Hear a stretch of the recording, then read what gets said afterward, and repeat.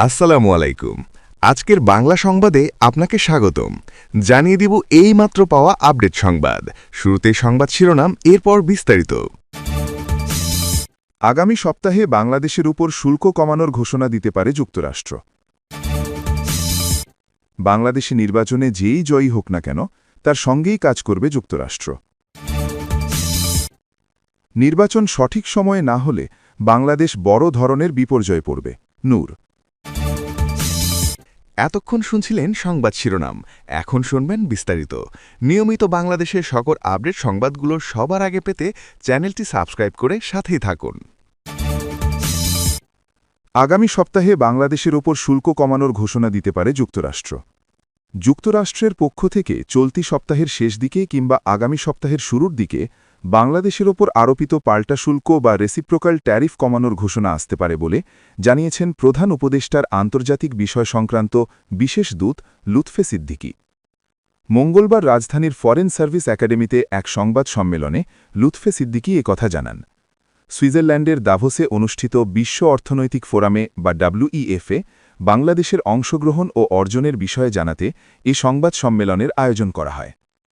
লুৎফে সিদ্দিকী বলেন, ওয়াশিংটন বাংলাদেশের ওপর আরোপিত শুল্ক কমানোর বিষয়ে আন্তরিক এবং শিগগিরই এ সংক্রান্ত ঘোষণা আসার সম্ভাবনা রয়েছে। তবে বিদ্যমান 20% শুল্ক ঠিক কতটা কমানো হবে তা এখনও স্পষ্ট নয় বলে জানান তিনি। দাভোসে সম্মেলনের ফাঁকে যুক্তরাষ্ট্রের অর্থমন্ত্রী স্কট বেসেন্টের সঙ্গে এ বিষয়ে আলোচনা করেছেন জানিয়ে লুৎফে সিদ্দিকী বলেন, যুক্তরাষ্ট্রের অশুল্ক নীতির অনেক বিষয় বাংলাদেশের অন্তর্বর্তী সরকারের সংস্কার কর্মসূচির সঙ্গে সামঞ্জস্যপূর্ণ। এছাড়া যুক্তরাষ্ট্রের সঙ্গে বাংলাদেশের যে প্রায় $600 কোটি বাণিজ্য ঘাটতি ছিল তা অনেকটা কমে এসেছে। এসব বিষয় বিবেচনায় নিয়ে যুক্তরাষ্ট্র বাংলাদেশের উপর থেকে বাণিজ্য বাধা কমাতে আন্তরিকতা দেখাচ্ছে। আশা করা যাচ্ছে দ্রুতই একটি ইতিবাচক সিদ্ধান্ত আসবে। বাংলাদেশ ইউরোপীয় ইউনিয়নের বাণিজ্য সম্পর্ক প্রসঙ্গে লুৎফে সিদ্দিকী জানান, ইইউ কমিশনার রোকসানা মিনজাতু ও জোজে সিকেলার সঙ্গে সম্ভাব্য মুক্ত বাণিজ্য চুক্তি বা FTA নিয়ে আলোচনা হয়েছে। তিনি বলেন, আমরা ইইউ-এর সঙ্গে FTA স্বাক্ষরের আগ্রহের কথা স্পষ্ট করেছি। তারা এতে আগ্রহ দেখিয়েছে, তবে তাদের প্রক্রিয়াটি ধীরে এগোচ্ছে। লুৎফে সিদ্দিকী আরও বলেন, ইইউ বর্তমানে ভারতের সঙ্গে FTA নিয়ে কাজ করছে এবং এরপর হয়তো ভিয়েতনামের দিকে এগোবে, যা বাংলাদেশের জন্য কিছুটা চ্যালেঞ্জের হতে পারে। তবে তিনি বলেন, তাতেও ভয়ের কিছু নেই, আমাদের আলোচনা চালিয়ে যেতে হবে। পরবর্তী সরকারের জন্য আমি এ বিষয়ে বিস্তারিত নোট রেখে যাব। বাংলাদেশে নির্বাচনে যেই জয়ী হোক না কেন, তার সঙ্গেই কাজ করবে যুক্তরাষ্ট্র। আগামী ত্রয়োদশ জাতীয় সংসদ নির্বাচনে যে দলই জিতুক, তার সঙ্গে যুক্তরাষ্ট্র কাজ করবে বলে জানিয়েছেন ঢাকায় নবনিযুক্ত রাষ্ট্রদূত ব্রেন্ট ক্রিস্টেনসন। বুধবার দুপুরে রাজধানীর EMK সেন্টারে সাংবাদিকদের সঙ্গে এক মতবিনিময়ে তিনি এই তথ্য জানান। মতবিনিময়কালে ব্রেন্ট ক্রিস্টেনসন বলেন, যুক্তরাষ্ট্র বাংলাদেশ সম্পর্কের ক্ষেত্রে অনেক ইতিবাচক সম্ভাবনা রয়েছে বলে আমি মনে করি। এমন অনেক ক্ষেত্র আছে যেখানে আমরা একসঙ্গে কাজ করতে পারি, যার মধ্যে আছে অর্থনীতি, বাণিজ্য, ব্যবসা এবং নিরাপত্তা। দুই দেশের সম্পর্কের ভবিষ্যৎ নিয়ে এক প্রশ্নে রাষ্ট্রদূত ব্রেন্ট ক্রিস্টেনসন বলেন, বাংলাদেশে কে নির্বাচিত হবে, কে বাংলাদেশে পরবর্তী নির্বাচিত সরকার হিসেবে দায়িত্ব নেবে, এটি বাংলাদেশের জনগণের একটি সার্বভৌম সিদ্ধান্ত এবং এটি শুধু বাংলাদেশেরই জনগণের সিদ্ধান্ত। এতে অন্য কোনো দেশের বলার কোনো অধিকার নেই। ভোট কেন্দ্রে গিয়ে নতুন সরকার নির্বাচনের মাধ্যমে মত প্রকাশ বাংলাদেশের জনগণের সার্বভৌম অধিকার। এ সময় তিনি বলেন, আপনারা জানেন আমরা সবার সঙ্গে কথা বলি, ক্ষমতায় থাকুক বা না থাকুক, সবার সঙ্গে কথা বলার আমাদের দীর্ঘ ঐতিহ্য রয়েছে। তবে আমরা অঙ্গীকারবদ্ধ যে 12ই ফেব্রুয়ারি অনুষ্ঠিত নির্বাচনে যেই বিজয়ী হোক না কেন, তার সঙ্গেই আমরা কাজ করব। বাংলাদেশের ভবিষ্যৎ নিয়ে আশাবাদ জানিয়ে ব্রেন্ট ক্রিস্টেনসন বলেন, 2024 সালের আগস্ট থেকে আমরা এখানে ব্যাপক পরিবর্তন দেখেছি। আমার মনে হয় আমরা সামনে আরও পরিবর্তন দেখতে থাকব। নির্বাচন সঠিক সময়ে না হলে বাংলাদেশ বড় ধরনের বিপর্যয়ে পড়বে। নূর।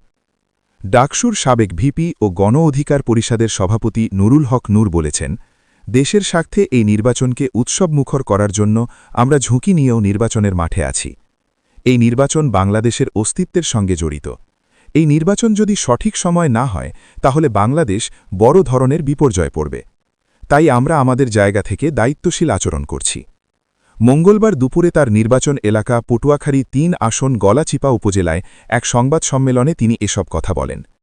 সংবাদ সম্মেলনে নূর বলেন, এই জাতীয় নির্বাচনে যেহেতু একটি অপশক্তি নির্বাচনের পরিবেশ বানচালের জন্য দেশি বিদেশি অপশক্তি কাজ করছে, বেশ কিছু প্রার্থীকে এবং প্রার্থীর সঙ্গে কাজ করে এমন কিছু সমর্থককে ঢাকা চট্টগ্রাম সহ দেশের বিভিন্ন স্থানে হত্যা করা হয়েছে। এই পরিস্থিতিতে আমরাও একটা নিরাপত্তার শঙ্কায় আছি। আমরা অন্যদেরকেও সহনশীল হওয়ার আহ্বান জানাই, কিন্তু আমরা লক্ষ্য করছি যে যিনি স্বতন্ত্র প্রার্থী হয়েছেন তিনি উদ্দেশ্যপ্রণোদিতভাবে বিভিন্ন ধরনের অশালীন এবং আক্রমণাত্মক বক্তব্যের মাধ্যমে তিনি আলোচনায় থাকতে চান। নূর আরও বলেন, আমরা মনে করি নির্বাচন বানচালের জন্য দেশি বিদেশি অপশক্তি আমার এই আসনে স্বতন্ত্র প্রার্থীর মাধ্যমে ব্যবহার করছে এবং করবে। আপনারা জানেন যে তিনি বিভিন্ন বক্তব্যে ওপেনলি বলেছেন, এখানে ভিপি নূর এমপি হলে ২০ বছরেও যাবে না, তাই আমাদেরকে ঠেকানোর জন্য মরিয়া হয়ে উঠেছেন। এর আগে বকুলবাড়িয়া রাত ৩টে পর্যন্ত আমাদেরকে অবরুদ্ধ করে রেখেছিল। সেখানেও পরিস্থিতি উত্তরণের জন্য পুলিশ সেনা সদস্যরা গেলেও কিন্তু রাত ৩টে বেজেছে।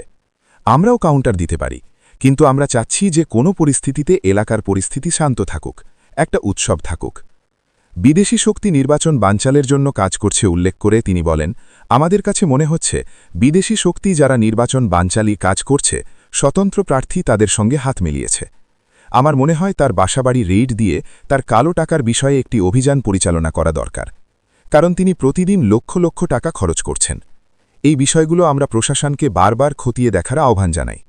গত ৩ দিনে গলাচিপা ১০ মিনে যে হুমকি ধমকির ঘটনা ঘটেছে, আমরা প্রশাসনের কাছে তা লিখিত অভিযোগ জানাব। নেতাকর্মীদেরকে বাড়ি বাড়ি গিয়ে হুমকি দেওয়া হচ্ছে অভিযোগ করে নূর বলেন, রাস্তাঘাট ও বাজারঘাটে দেখা হলে তাদের সঙ্গে নানা ধরনের সংঘাত ও ঝামেলা করা হচ্ছে।